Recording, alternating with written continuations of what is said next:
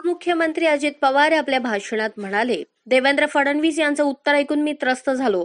त्यांना मी म्हटले, माझ्या पोटात गोळा आला आहे आणि तुमचे काहीतरी भलतेच पुराण सुरू आहे. मी मात्र आषाढी एकादशीने पांडुरंग पांडुरंग जप करत हा प्रवास केला. राज्याचे दोन्ही उपमुख्यमंत्री अजित पवार आणि देवेंद्र फडणवीस एकाच हेलिकॉप्टरमधून गडचिरोली दौऱ्यावर होते. त्यावेळी त्यांचे हेलिकॉप्टर ढगात शिरले.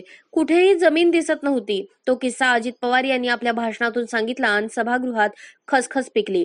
देवेंद्र फडणवीस खळखळून हसले. अजित पवार यांनी सांगितले की मुंबईवरून गडचिरोलीत मी आणि देवेंद्र फडणवीस हेलिकॉप्टरने निघालो होतो.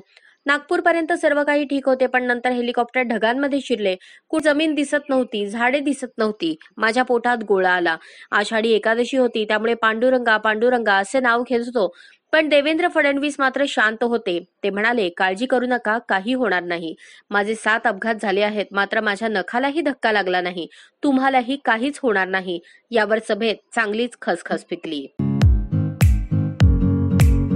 या बातमीपत्राचे प्रायोजक आहेत जय जवान जय किसान सैनिकीय स्कूल, नेहरू नगर, सोलापूर.